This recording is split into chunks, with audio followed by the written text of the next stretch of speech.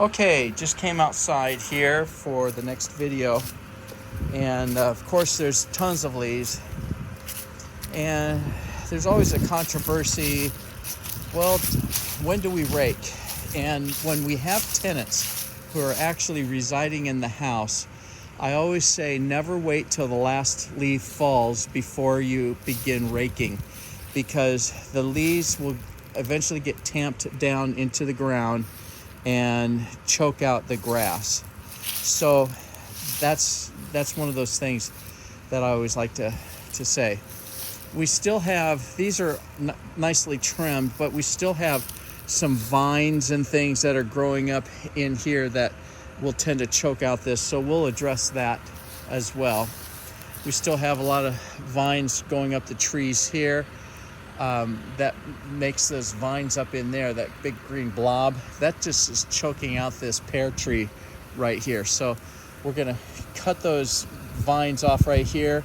That will starve them of their nutrients, and then they'll be able to be pulled down probably in the springtime. Same with this tree over here, that shrub. That looks like a nice pear tree as well, and it doesn't have a chance to survive with all that English ivy growing on there. We've got mulch and everything. Of course, the leaves have covered up a lot of the dark mulch, but it sure is a far cry better look than it was a few weeks ago. Got some more leaves that have accumulated. I've got my bolt cutters right here because I've got a lockbox up there that we want to get cut off, but I'm thinking that if we change the front storm door, we don't even have to worry about that thing. And we have to get a closer put on this door, otherwise it just kind of swings open and bangs and that kind of thing. And if a closer can be gotten for it, then that's great. If not, then we might have to replace that door.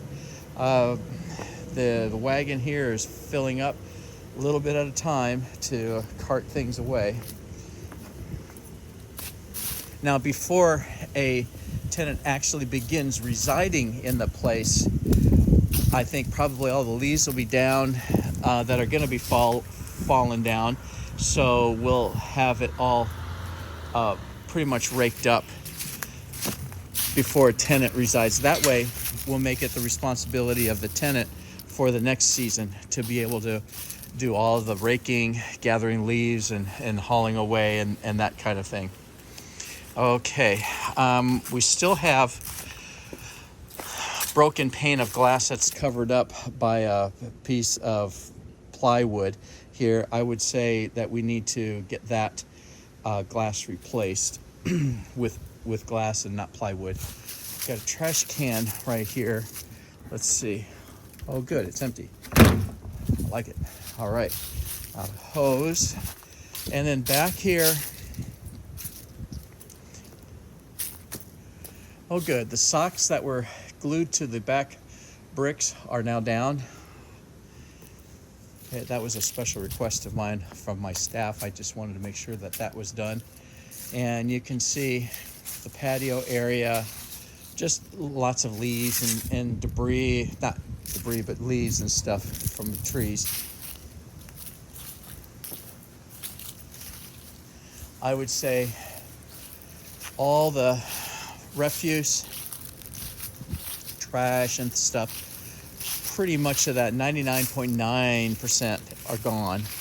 I don't know what this is, except maybe that's was a fire pit at one time. I'm not sure, but there's a concrete block and then some other blocks and bricks and big stone right here, and it's an indentation, a hole basically that sinks down about 6 or 8 inches.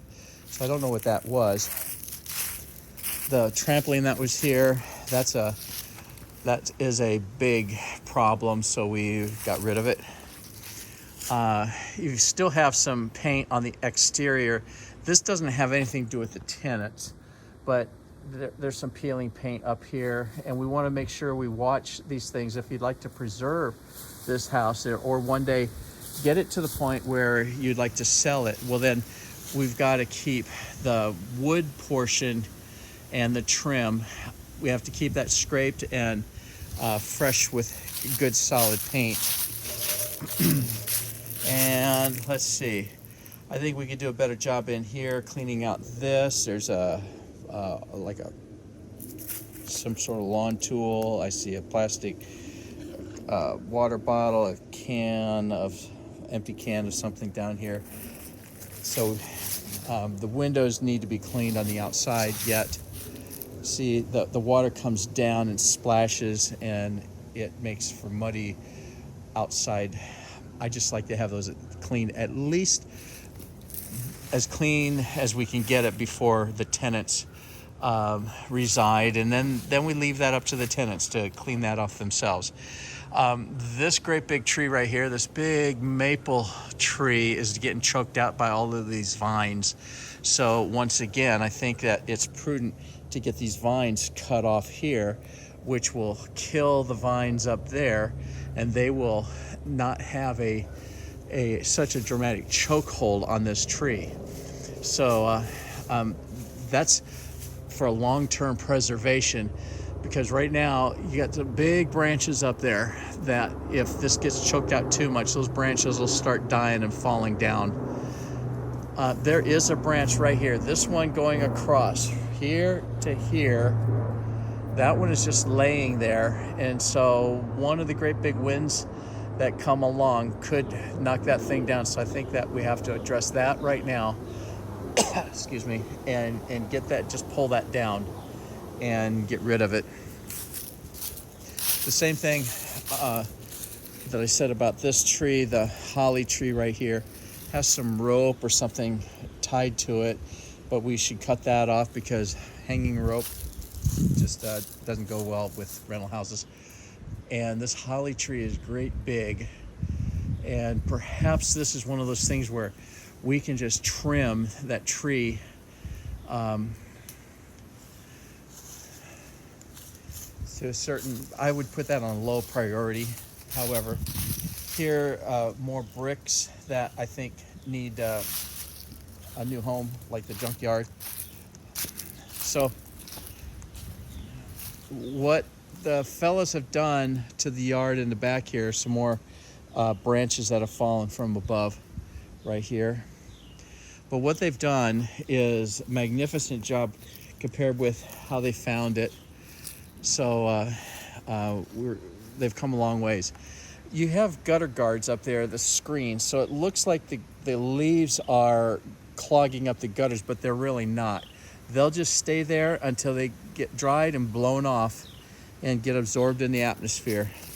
A couple of bars right here. This was a fence gate probably at one time to maybe gate off the trampoline, or perhaps a dog run area. I'm not sure, but this was a fence that went from here straight across here and over to there. It's no longer, but the poles are there. This is eroding back here. I see there was either rocks or wood or things like those rails here that terraced the yard back there. You could see the ridge.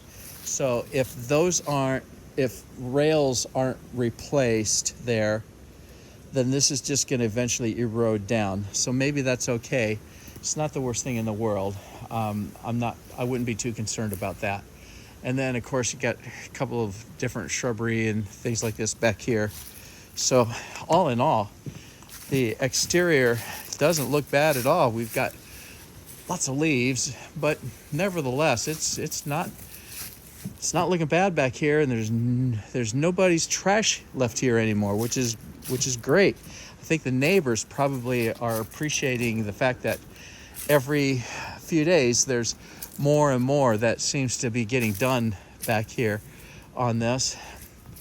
It's our pledge to find tenants who will actually be responsive and to honor the terms of the lease that they sign.